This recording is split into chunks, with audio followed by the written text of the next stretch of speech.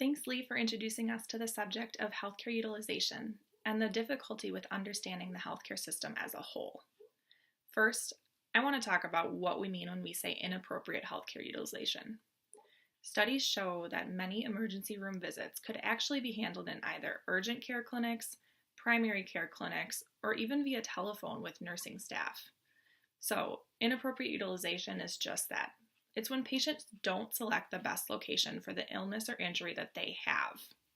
Now let's talk about what kind of problems inappropriate healthcare utilization can make for both patients and healthcare businesses.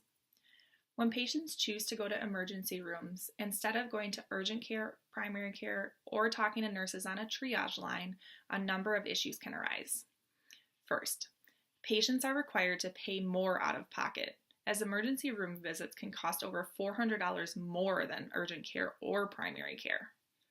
Generally, an emergency room visit costs a minimum of $1,000. Also, prescription medications can actually cost more for patients that are not appropriately utilizing the healthcare system. Another problem is that patients could end up paying more for insurance. When patients who are underinsured or have no insurance visit emergency rooms and cannot pay, healthcare organizations are forced to transfer costs onto insured patients. Because they're being charged more, insurance companies actually have to raise the rates that they charge their patients every month.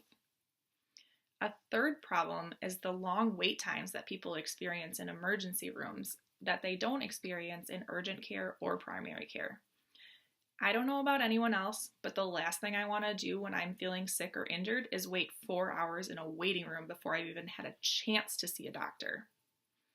Finally, many people will actually wait and not seek treatment because they do recognize how expensive healthcare is and how expensive emergency room visits can be.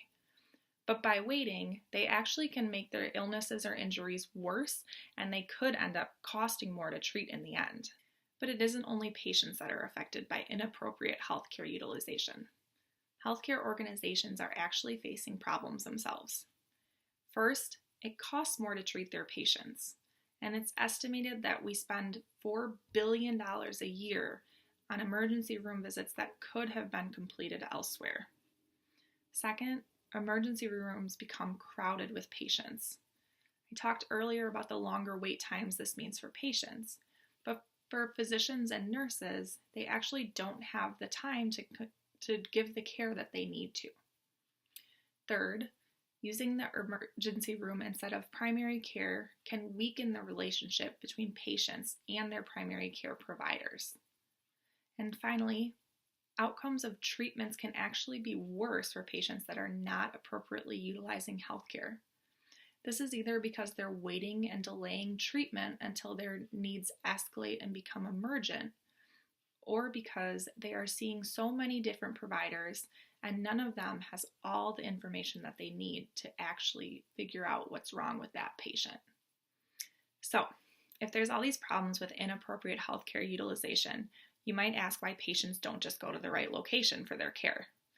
Well, there's 3 pretty common reasons that a patient might choose to go to the ER instead of one of the other 3 options. First, it's hard to know if your illness or injury is an emergency, and if not, what level of care is appropriate. Second, it can also be difficult to find a clinic or an urgent care center that's near you, but most people have an idea of where the nearest major hospital is just in case they have an emergency. And finally, healthcare is expensive. It's a pretty normal thought that you can save money because your illness or injury doesn't require you to see a doctor. Next, we're going to hear from Kurt on some of the common illnesses or injuries that we could handle via nurse triage lines or primary care settings.